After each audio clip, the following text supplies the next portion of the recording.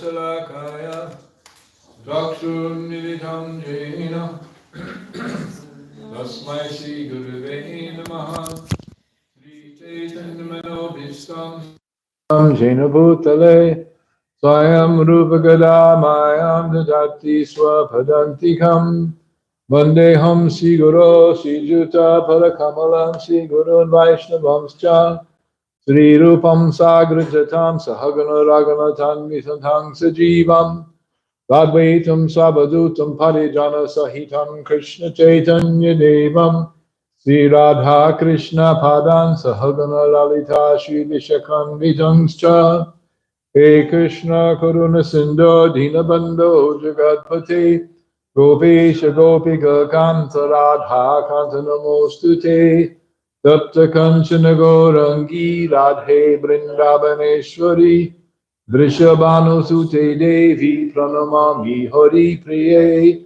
Vanchaka Pajubhascha Kripa Sindhu Bevacha Patidanam Bhavanebhyo Vaishnavebhyo Namo Namaha Jaya Shri Krishna Chaitanya Prabhu Nityananda Sri Advaita Gadadhara Sivasadi Gaura Bhakta Vrinda Hare Krishna Krishna Krishna Hare Hare Hare Rama Rama Rama Hare Hare Om Namo Bhagavate Vasudevaya Om Namo Bhagavate Vasudevaya. Om Namo Bhagavate Vasudevaya Om Namo Bhagavate Vasudevaya. Om Namo Bhagavate Vasudevaya Om Namo Bhagavate Vasudevaya. Narayanam Namaskritya Narayanam Namaskritya. Naram Chaiva Narotamam Chaiva Narotamam. Devim Saraswatim Vyasam Devim Saraswatim Vyasam. Tato Jayamudiraye Nasta Presho Bhadreshu Nityam Bhagavat Shevaya Bhagavad Uttama Shloki Bhakti Bhavati Naistaki. Today, Thursday, May 15th, 2025. Beware the Ides of May. No, that's Beware the Ides of March. That was the day that Tamal Krishna Goswami Maharaj disappeared. March 15th, the Ides of March. I'll never forget that day. It's burned into my memory, unfortunately. So we're reading from Srimad Bhagavatam, Canto 4, Creation of the Fourth Order, Chapter 28, King Paranjana becomes a woman in his next life. Text number 28. We're getting near the end of this chapter. Then there's only a few more chapters left in the fourth canto. So we're almost done. Fourth canto. Okay, text 28. Tameva manasa grinan Abhuva pramadotama Anantaram vidharbhasya Rajasinghasya Vaishmani Rajasinghasya Vaishmani Tameva manasa grinan Abhuva pramadotama Anantaram vidharbhasya Rajasinghasya Vaishmani Tameva manasa grinan Abhuva pramadotama Anantaram vidharbhasya Rajasinghasya Vaishmani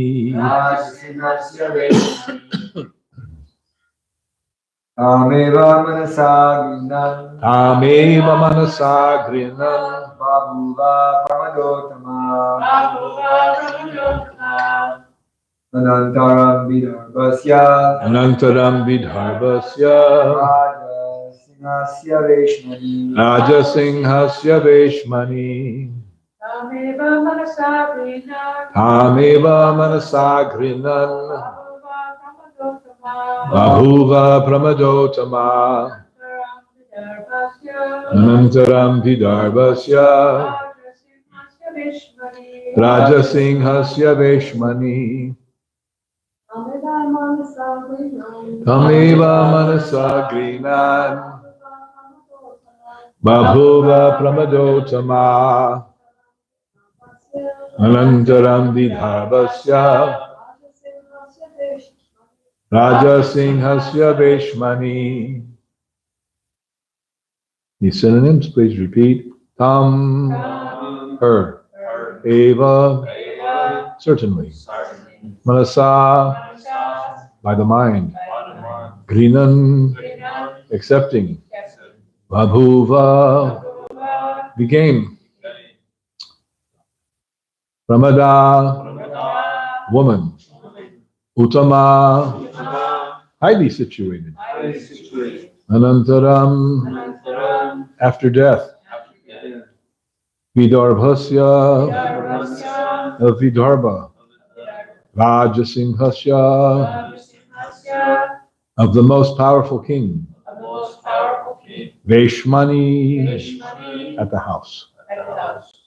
Translation by His Divine Grace, A.C. Bhaktivedanta Swami Maharaj, Srila Prabhupada. King Puranjana gave up his body while remembering his wife. And consequently, in his next life, he became a very beautiful and well-situated woman. He took his next birth as the daughter of King Vidarbha in the very house of the king. This could happen to you. Please repeat. King Puranjana gave up his body. While remembering his wife. And consequently, in his next life, he became a very beautiful and well-situated woman. He took his next birth as the daughter of King Vidarbha. In the very house of the king.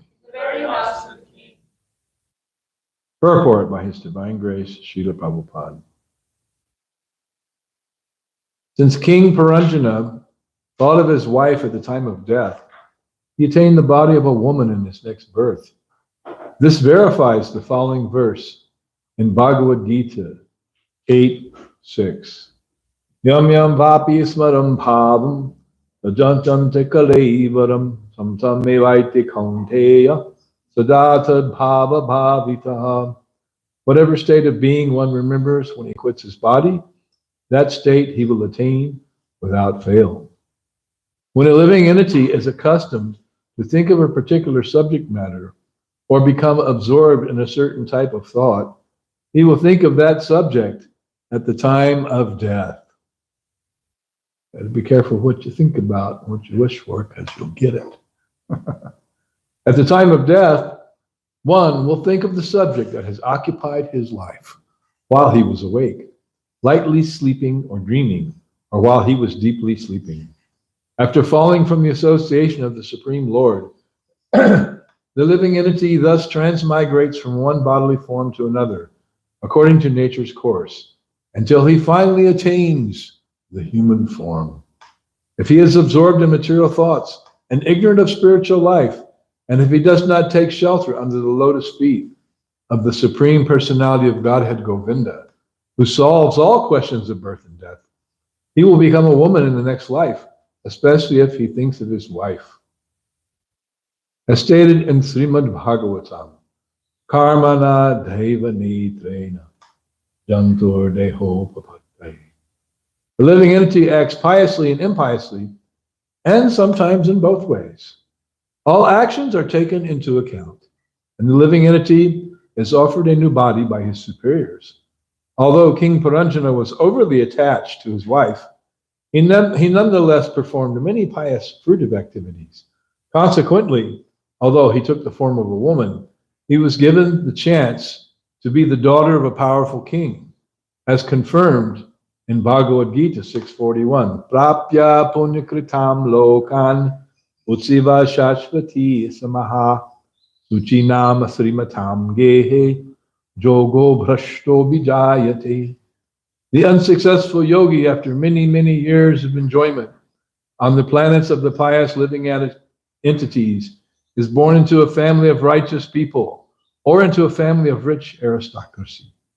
If a person falls from the path of bhakti yoga, God realization, due to attachment to fruitive activity, philosophical speculation, or mystic yoga, he is given to take birth in a high and rich family. The higher authorities appointed by the Supreme Personality of Godhead thus render justice to the living entity according to the living entity's desires. Although King Paranjana was overly absorbed in thoughts of his wife and thus became a woman, he took birth in the family of a king due to his previous pious activities. The conclusion is that all our activities are taken into consideration before we are awarded another body.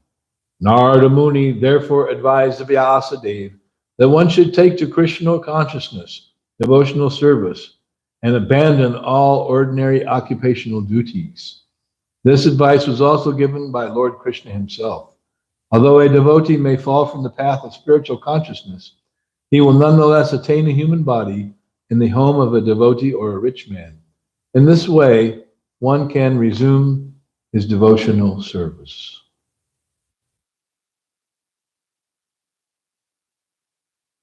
Tameva manasa grinan babhuva pramadotama anantaram vidarbhasya raja singhasya veshmani. King Paranjana gave up his body while remembering his wife, and consequently in his next life he became a very beautiful and well-situated woman. He took his next birth as the daughter of King Vidarbha in the very house of the king. Mukum karoti bachalam pangam lagayate girim yad kripa tamaham bande ligurum dinatarinum.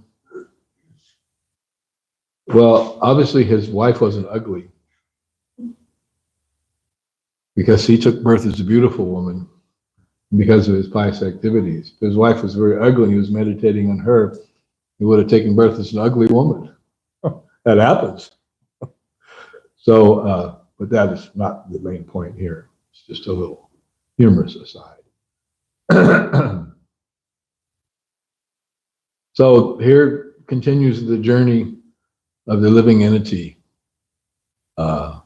transmigrating from one body to another, in forgetfulness of the Supreme Personality of Godhead. Prabhupada makes the point in the purport,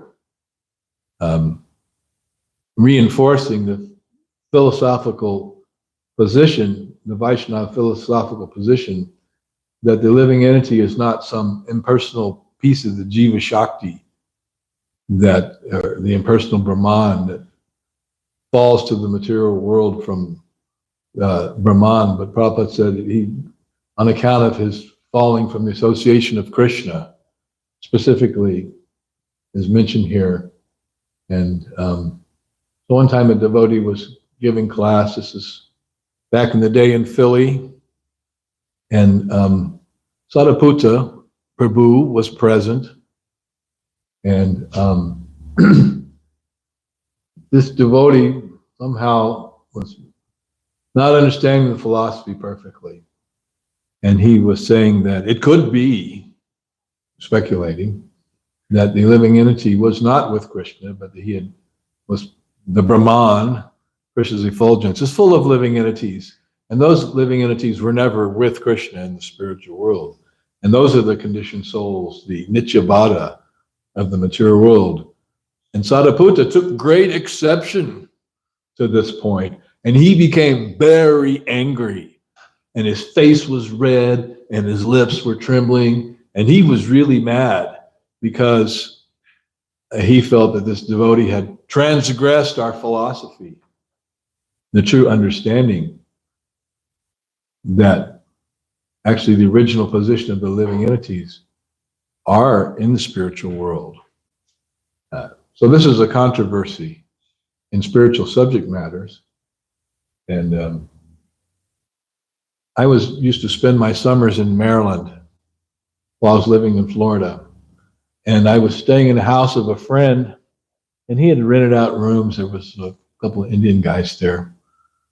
And one of them, he was a friend of ISKCON, and he was a very successful traffic engineer and went on to make lots of money. But he was from the South Indian Sampradaya. And he said to me one time, he said, everybody, all the Pandits and Brahmanas think ISKCON is a joke because of this philosophical position. And I said, all the Pandits and these philosophers and these other Sampradayas are all in Maya because they don't understand the true philosophical position of Vaishnava Siddhanta, which is the Vedic Siddhanta. It's not ISKCON Siddhanta. It is actually the truth of the understanding of Vedic knowledge that is present in Parampara. And others, they speculate in different ways, mostly because they want to say that the conditioned soul, he's not really responsible and he can do whatever he wants to do. This is actually Mayavadi philosophy. Why did Shankaracharya propagate Mayavadi philosophy back in the 8th century? What was his mission? Because, he is Lord Shiva. And part of his mission was to restore the authority of the Vedas, which had been thrown out during the prominent rise of Buddhism from the time of, what was the king's name? Who sponsored Buddhism and thus made it very popular religion? I forget his name. That took place, a couple of millennia before Christ, BCE, as they say. The timeline is Krishna appeared around 3100 BC. And then Lord Buddha appeared around 2500 BC. And thus he decried the authority of the Vedas in order to lead people away from animal sacrifice and other activities that were being performed in the name of the Vedas. So he denied the Vedas and said, just follow me. But there came a need to restore the authority of the Vedas, and that was done by Shankaracharya. But he did so, prachchanam bhodam uchate. He presented the Vedic philosophy in the form of Mayavad, which is called covered Buddhism, thus attracting the Buddhists with the Mayavad philosophy, but under the pretext of Vedic authority. But that's not the real Vedic conclusion.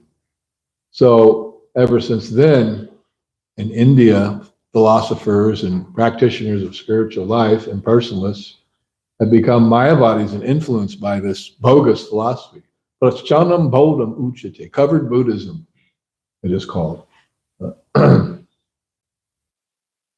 So that was one thing that Shankaracharya did, was restore the authority of the Vedas. But he also preached this Mayavadi philosophy. And what is the reason that he did that? To increase the population. So under the guise of Mayavadi philosophy, a true Mayavadi, of course, is a true follower of Shankaracharya. They, like Sarvabhauma Bhattacharya, they follow Vedanta and they practice the principles of spiritual life. But ordinary people don't do that. Don't practice the principles like austerity, Vedic study. The true Mayavadi sannyasis, of which Lord Chaitanya Mahaprabhu took sannyas in the Mayavadi Sampradaya in order to attract that community to Krishna consciousness. So your Lord Chaitanya is a Mayavadi. Well, he was a Mayavadi sannyasi, but he was not like an ordinary Mayavadi. But in order to increase the population means, a lot of love making going on. That's how you increase the population. Just like they say, during the long cold winter, there are many pregnancies that are begun and then thus take birth in August and September and such. That's a big time for babies because it's all cold in the winter. What else you got to do except for snuggle up at night, right? So thus many pregnancies happen during that time. So in the same way, Shankaracharya was encouraging population growth, of which India has become one of the world poster childs of population growth under the influence of Mayavadi philosophy. I don't know if many of you were not here when we had a boy, Bhakta Moses was here. And he didn't grasp the philosophy perfectly. And he said, I'm not my body, and therefore I'm not responsible for any of my activities. And so somehow or other he became influenced by the Mayavadi philosophy. I'm not responsible. That means I can do whatever I want. There are no sins. There's not good and bad. It's just all the same. So let me just do some of that sameness. Let me take part in the oneness. A complete misunderstanding of the true actual Vedic Siddhanta, which was restored by Sri Chaitanya Mahaprabhu in his preaching and activities and his establishment of the doctrine of Achintya Beda Beda Tattva. Jivar Surupoi Krishnera Yadas, Krishnera Tatasta Shakti, Beda Beda Prakash. That philosophy was propounded by Chaitanya Mahaprabhu and further codified and established by Srila Jiva Goswami. So what was that? Is that a new philosophy the Lord Chaitanya had that he came up with? Actually, it is the same philosophy that Krishna speaks in Bhagavad Gita, that Achintya Beda Beda Tattva philosophy is referred to in Bhagavad Gita, Maya Tatam Idam Sarvam, Jagadavyakta Murtina, Natstani Sarva Bhutani, Nachaham Tesha Vashtitaha. I'm there, but I'm not there. That's Achintya Beda Beda Tattva philosophy. You have to be expert acharya to know that. And the Mayavadi quote philosophers are not expert enough to understand Bhagavad Gita. They completely misunderstand Bhagavad Gita. And Sri Chaitanya Mahaprabhu, he converted the king of the Mayavadi philosophers, Sarvabhauma Bhattacharya, who is the incarnation of Brihaspati, the Acharya of the demigods. He converted him, he smashed his Mayavadi philosophy and converted him to become a Vaishnava. This had great ripples throughout the entire subcontinent of India because Sarvabhauma Bhattacharya was very famous as the biggest of the Mayavadis. So much so that although he himself was a householder, he instructed the Mayavadi sannyasis in Vedanta philosophy. So he was top dog in Mayavadi philosophy, and everybody knew it. He was the greatest scholar in India.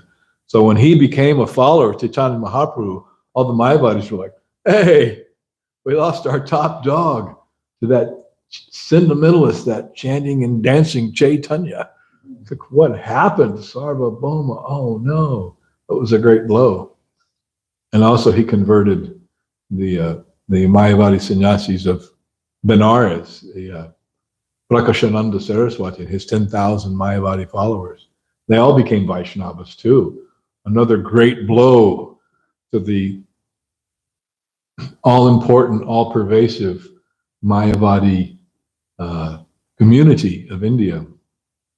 And then there was another Mayavadi sannyasi who was very influential during his time, and his name was Sridhar Swami. He's called the original commentator on Srimad Bhagavatam.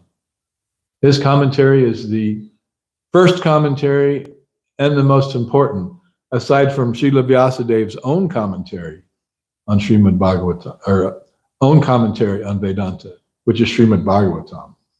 Srimad Bhagavatam is the commentary on Vedanta Sutra, although the Mayavadis don't accept that. But that is the commentary given by the author himself, Srila Vyasadeva. Instead, they want to speculate and interpret that this means the census and that means the in-person. They have the whole program, which is Maya's trick. But Sridhar Swami was the Mahant in the Govardhan monastery in Jagannath Puri. Shankaracharya established 4 principal monasteries. The Sringeri Math, and then there's a Math at Dwarka, then there's one up north in the Himalayas somewhere, I forget, and then Jagannath Puri. So 4 principal monasteries, and those were his sannyasi disciples, carried on the tradition, the Mayavadi tradition. And Sridhar Swami was in charge of that Govardhan monastery in Jagannath Puri. And he wrote a commentary on Srimad Bhagavatam, but his commentary is clearly Vaishnava. Clear, it is not an impersonal commentary. It is clearly a Vaishnava commentary. And that was accepted by Sri Chaitanya Mahaprabhu. When Vallabhacharya, who is the founder of the Pushti Marg movement in Gujarat, had written his own commentary on Bhagavatam, and he wanted to show it to Chaitanya Mahaprabhu because they had encountered each other, and there were some discussions back and forth. And Lord Chaitanya Mahaprabhu refused to hear his commentary. And he said that is unchaste for you to make some commentary. And Vallabha was saying, I have surpassed Sridhar Swami commentary with my own brilliant commentary. And Lord Chaitanya, he was a Mayavadi sannyasi, ostensibly, right? He chastised Vallabhacharya and said that you have tried to surpass the previous Acharya. And so there was a rift there. Called a prostitute. Yeah, I'm giving a class, okay. I'm choosing my words here. So later on, he founded the Pushti Marg branch of that Sampradaya, the Vallabha Sampradaya in Gujarat. And interestingly enough, their headquarters is in, what's the name of that place? Nathdwar. And the deity there, Srinathji, is actually the Gopal deity of Madhavendra Puri, of which the whole story is narrated in Chaitanya Charitamrita. That deity, that in so many of our ISKCON temples, we have that Srinathji deity. Why do we have that? Because we've got a lot of Gujaratis, and they love Srinathji. And their slogan is Jai Shri Krishna. It's like our slogan is Hare Krishna. And their slogan is Jai Shri Krishna and Shri Krishna Sharanam Mama, which means, Krishna, I surrender to you. So they're Vaishnavas. They're good Vaishnavas, the Gujaratis. But you find in ISKCON temples all over the world, the Gujaratis. Those are our people. Make no mistake. They're very significant members of the ISKCON worldwide congregation. And they also happen to be very wealthy and very pious, and they contribute liberally. So it's an important part of, maybe not so much here in Tucson, but everywhere else, pretty much. You find this. So this was the restoration by Chaitanya Mahaprabhu of the true Vedic Siddhanta, which is the Vaishnava Siddhanta. This is the true Vedic understanding. And this is not understood by many, even those who are in, quote, spiritual circles following, quote, Indian Dharma. They do not understand the intricacies of these things. And to understand, in order to understand these things, you have to have the mercy of Lord Chaitanya and Lord Nityananda. Because without that, people are bewildered and come to different, various, multifarious, and incorrect conclusions. And you say, well, why is that? Why can't they just kind of stumble onto the truth? A lot of people, we hear that in our preaching, will say, well, you know, you can just stumble onto the truth just by searching and get lucky. but not without the mercy of Chaitanya Mahaprabhu and Nityananda. Why is that? Because Maya has the game rigged. That you will stay under the clutches of Maya. And the way out is the mercy of Chaitanya Mahaprabhu and Nityananda. That's the deal. That's the physics of a spiritual progression. And there's no way around that. So you can't luck into just understanding what is the truth. Because under Maya's control, people speculate, but they inevitably come to the wrong conclusion without taking shelter of Krishna and without getting the mercy of Chaitanya Mahaprabhu. They come to the wrong conclusion. Maya has it fixed up that way. And there's no way around that. So you can't just luck into understanding the truth. You can luck into getting the mercy of Chaitanya Mahaprabhu, and that is the nature of his mercy. He makes it freely available. And Srila Prabhupada has just made it widespread all over the world. That is the mercy of Chaitanya Mahaprabhu. Prabhupada makes one statement in the Chaitanya Charitamrita that that never before in the history of humanity has there been such an interest in the subject matter of love of God. And the evidence he gives of that is the widespread distribution of his books. And thus he has popularized the mercy of Chaitanya Mahaprabhu all over the world through his books. And Prabhupada gives the example that in India, the Russian communists, they didn't even come to India. They just sent their books. And because of that, that crappy 10th class, low class communist literature, they've gotten a pretty good following, like you see, especially in Bengal, right? You were talking about the communists in Bengal, the Naxalites and others. So they've gotten a good following without even stepping foot onto the subcontinent through their third class literature. But such literature is very dry, and it is filled with imperfect speculations and conclusions. So what to speak of the distribution of Srila Prabhupada's books? In the Srimad Bhagavatam itself is said in the Bhagavatam, it's meant to bring about a revolution in the misdirected lives of the world, of the civilizations of the world. And indeed, we see that has happened to us in our own lives. We were misdirected, misguided, unlucky, cheated, and above all, always disturbed. Is it not? Of course, we are still always disturbed because of our attachment to sense gratification. But we have been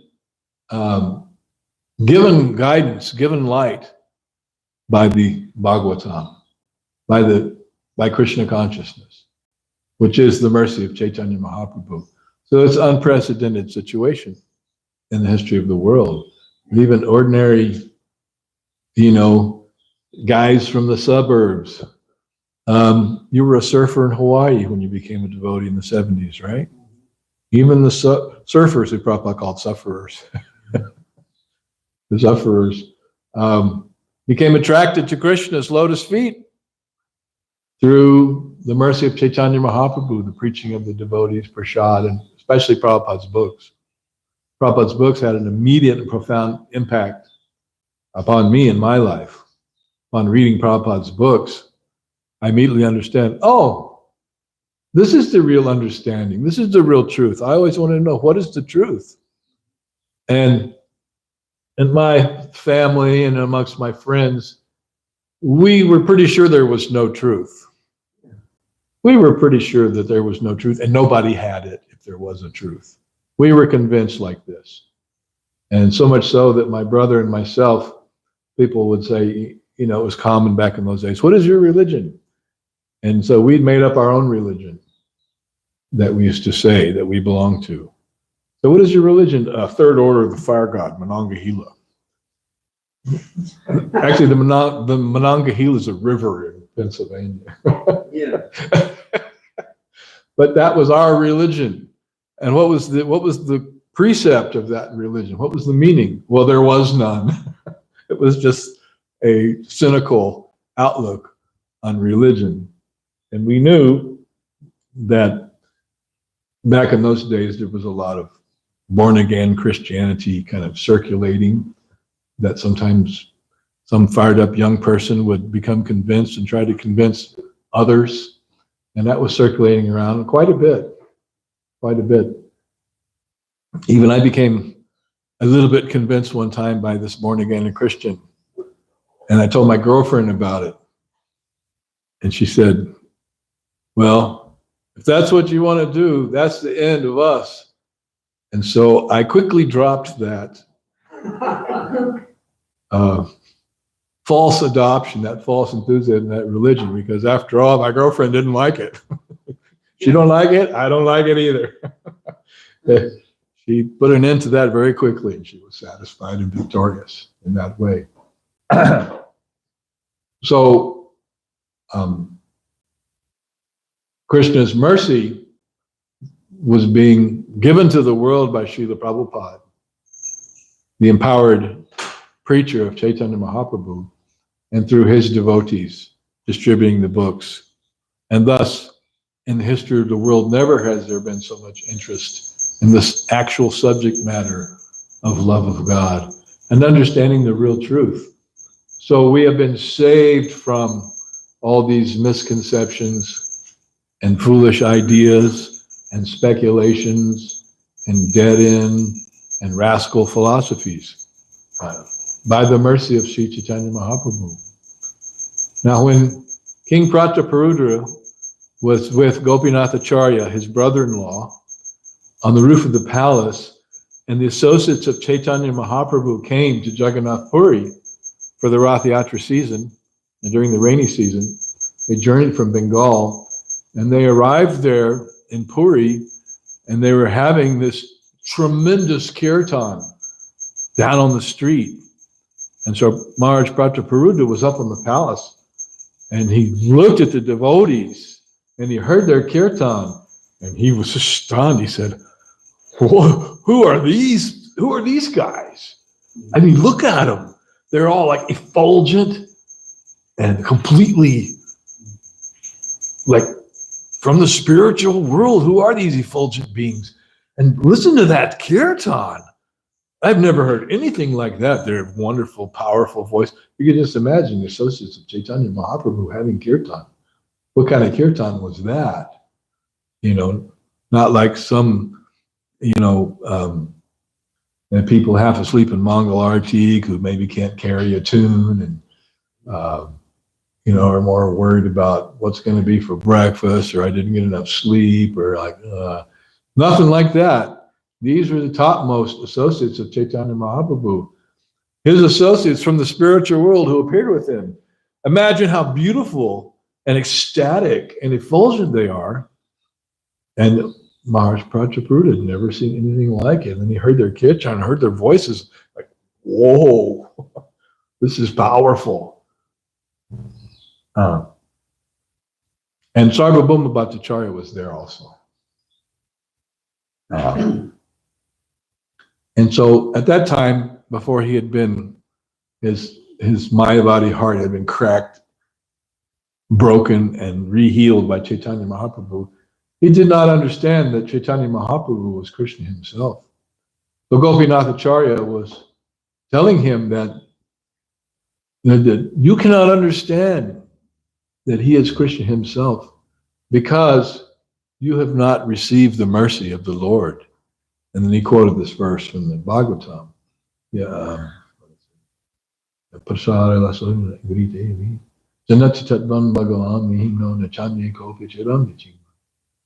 That because you haven't received that mercy, you don't understand.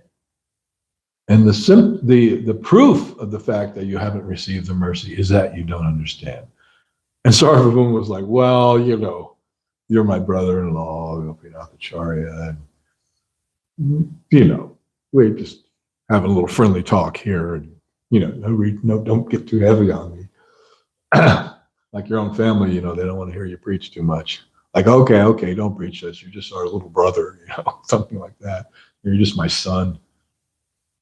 And I was talking with the Guru Krishna about, so I was talking about when my father, when his older brother died, and my Uncle Louis was about 25 years older than my father, and he got cancer, he passed away. And then I always had a policy of not really preaching to my father because he was an atheist or agnostic. But when his brother passed away, they say that the preaching at the funeral is a good time to preach because everybody's receptive, feeling the loss and wondering what is the truth, what is the actual position. Somebody has died and we're grieving, and that's a good time to give transcendental knowledge. So he called me and he was inquiring about spiritual knowledge because I was a devotee, so he wants to know, well, what do you know? So we had a pretty extensive conversation. Basically, it was based on Bhagavatam. And I explained to him the principles and the precepts of Vaishnavism and Bhagavatam. And he just submissively hearing and drinking it in, wanting to know, because he was feeling the painful loss of his older brother who he really looked up to and really been like practically a father figure to him and helped him his whole life. So it was his older brother was more important to him even than his own father. My grandfather was an alcoholic who was often absent from the family, off somewhere, drunk or gone for days. We come from a very exalted family. You can tell. It's very exalted. It's not the kind of birth that King Puranjana got as the beautiful princess in the palace of the king because of his beautiful activities. Suchi nam Srimatam gehe jogo brashto bijayate. This is none of that in my family. Neither the money nor the prestige nor the aristocratic characteristics. Nothing like that. None of that. Although many devotees we know took birth in very rich families. Ambarish Prabhu is a prime example of that. One time, devotees were riding in a car in Detroit, and they drove past the Ford factory. And so one devotee sitting in the car said to Prabhupada, "Yes, that's the Ford factory. That's where Ambarish works." And Prabhupada said, "No, he is not worker. He is proprietor." Big difference between the owner of the factory and the worker in the factory. Big difference. So at any rate, spent a good hour preaching to my father, and he was listening very attentively and taking in. And then he said, "My God, where did you learn all of this?" All the precepts of Vaishnava philosophy that we have in Srimad Bhagavatam. And I said, "Well, what do you think I've been doing the last 10 years? This is what we do. This is ISKCON. This is our expertise. This is what we know is Bhagavat philosophy. And this is what we base our lives on." And after that, he was very respectful and very receptive. And from that point on, he just wanted to help me in any way he could. And then, so then he helped me get I didn't have any money, helped me get my car fixed. He helped me out. He got me the membership in USAA so I could get the cheaper car insurance and everything. Because he was in the military, he was a veteran, so he had USAA. And he got me in membership. And my mother, she wanted to get USAA, but she'd been divorced from my father for too long, and so she was not eligible anymore to get that insurance because it's for former military and their families. I think they've loosened it up now. They advertise on TV and stuff. They want to get more customers. But then it was only for the military and their families. And so she could have if she had immediately gotten it right when they got divorced, but she waited too long and she couldn't get it. Darn it, I would have saved money on that car insurance. So he became convinced by the philosophy of Krishna consciousness because I didn't preach to him until he asked for it, and at a moment when he was receptive due to the death of his own brother. So that was a very interesting dynamic, and so I just refrained from, like devotees go and preach to their parents, you're in Maya, you're just a meat-eating demon and a karmi, and all. None of that. That's a very highly unsuccessful approach usually anyway. So I just waited till he asked, 10 years, it took him 10 years. So, there's some very interesting verses in the 5th chapter of the 1st canto, which is Narada Muni's instructions to Vyasadeva on Srimad Bhagavatam, that Prabhupada makes an oblique reference to in this purport, in today's purport. I'm going to read a few of these verses because they're so wonderful, and we'll conclude with this. 1st canto, chapter 5, Narada's instructions on Srimad Bhagavatam to Srila Vyasadeva. Let's see, where are we going to start here? These are very important and famous verses, beginning with verse 10, where Narada says, Nayad vachas chetram padam hayer yasho jagad pavitram pragrinita karhachit. Use your name, Pavitra, in the verse. Tadvaya samtirtam oshanti manasa nayatra hangsa niramantu shikshayaha. Those words which do not describe the glories of the Lord, who alone can sanctify the atmosphere of the whole universe, are considered by saintly persons to be like unto a place of pilgrimage for crows. The Vayasam Tirtam. Vayasam means the crows, and Tirtam means a holy place. So the Vyasa Tirta in our temple in Potomac, they had a big dumpster outside the kitchen. And that's a very kind of a super suburban neighborhood where there's a creek and trees and a lot of empty land, and the houses are big and far apart, and everybody's super rich. So there's a lot of wildlife there. You see deer all the time and different animals, and there were crows. And the crows would come to the dumpster because in the dumpster was the rotting remnants of prasad. So that was the Vyasam Tirta. We had the Vyasam Tirta right there at the temple. And these crows are big. In Philly, also, we had some crows. And you may remember Yamaraj would prepare a big stack of chapatis every day during Bhagavatam class with the speaker in the kitchen. And then those would be served at lunch. And sometimes there were some actually left over. Can you imagine? Chapatis left over, not around here. Every single one is gone, spoken for. And there was one on the windowsill outside the window in the 2nd floor room where I used to live with my wife. And then the crow got the chapati and tried to fly off, but it was too big and he dropped it. And then there was a squirrel on the ground. And sometimes those squirrels would perform some death-defying climbing and acts to try to get those chapatis on the windowsill.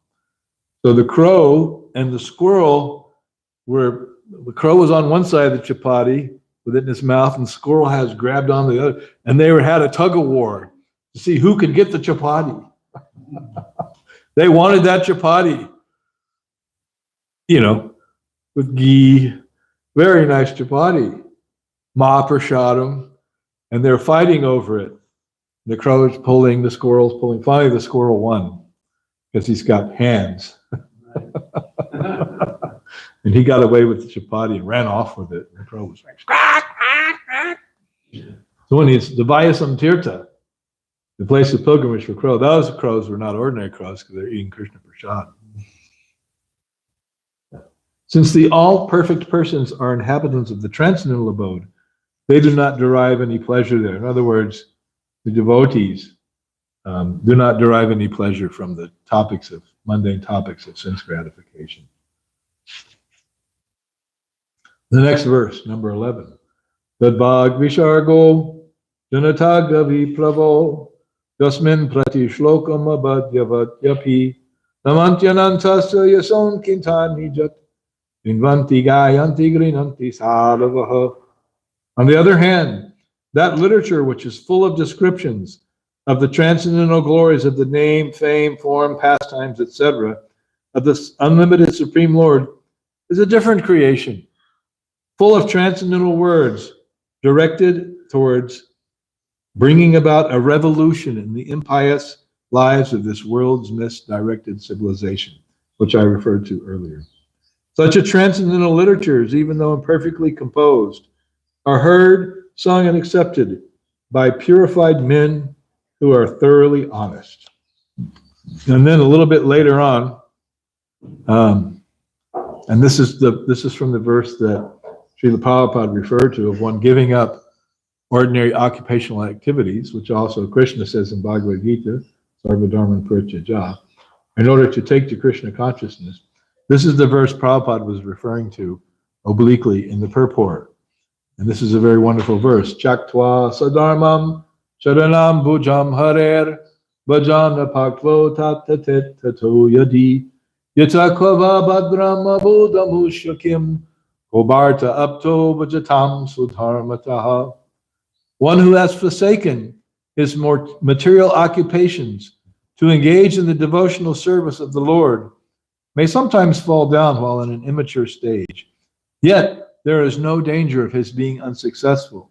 On the other hand, a non-devotee, although fully engaged in occupational duties, does not gain anything.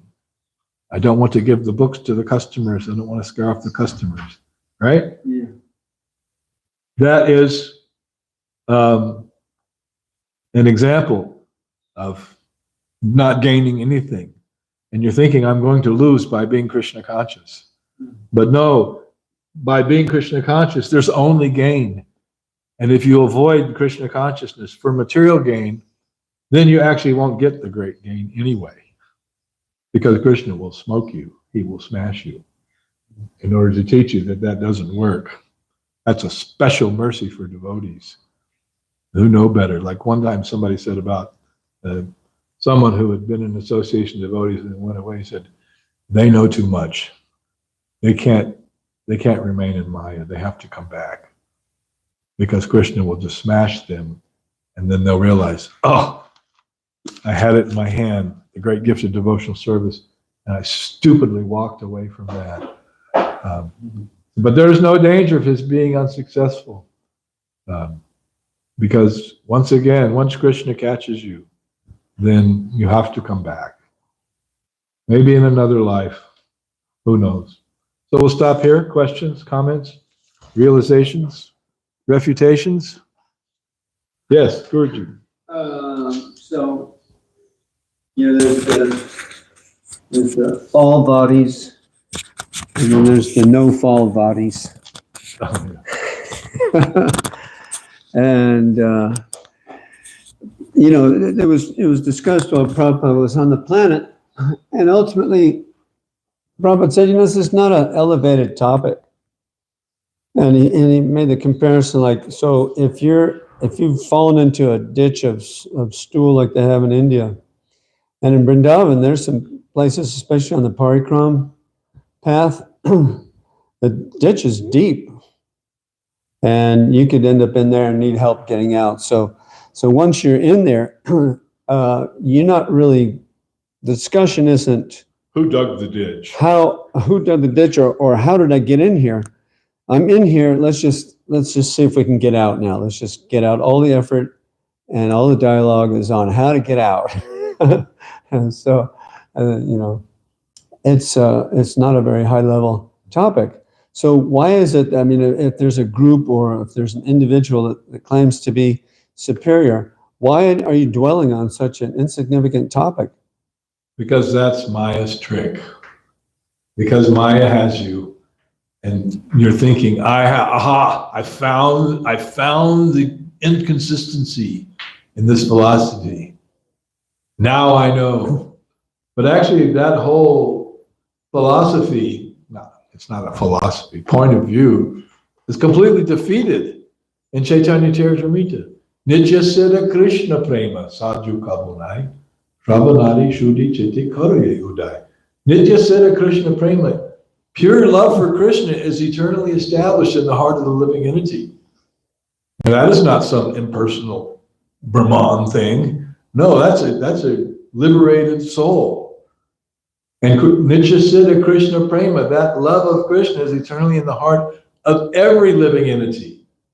Also, what do we do about our current situation?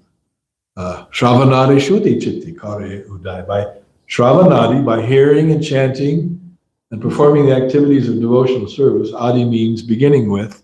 Shravanadi, beginning with hearing and chanting and serving, everything that we do in Krishna consciousness, that we should be doing. Shravanadi Shuddhi Chitte.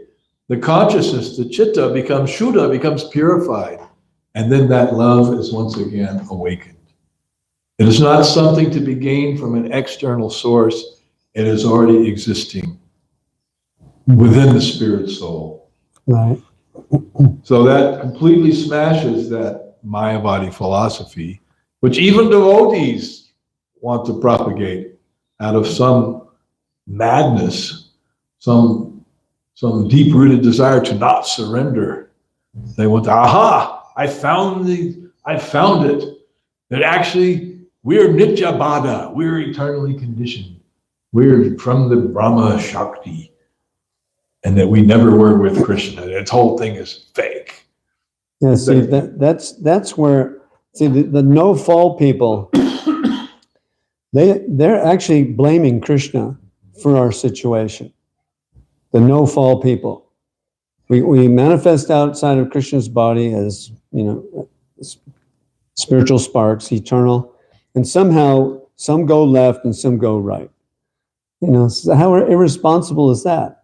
It must have been a curse from Krishna. And then Lord Chaitanya comes to save the people that he actually put into difficulty in the first place. Yeah. No, it's very it falls apart, and it is actually offensive. But then they say not even the leaves fall from the tree. Yeah, so that there's no piles of leaves you can jump into and Vaikuntha, in the spiritual world. That's not there. The snow's there, but it doesn't fall. Come on. Yeah. Nitya Siddha Krishna Prema. There's snow in the spiritual world, but it's not cold and freezing cold. If it's not falling, then what kind of snow is this snow? But yet people become very attached to these different false conclusions. And that is the trick of Maya. Maya is more expert than you can even imagine. There's two She's things. like Santa Claus. She knows what you are thinking. Yeah. There's two things they want to do.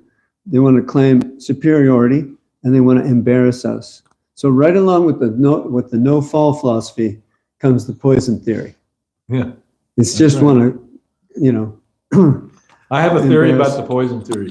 Yeah? Yeah.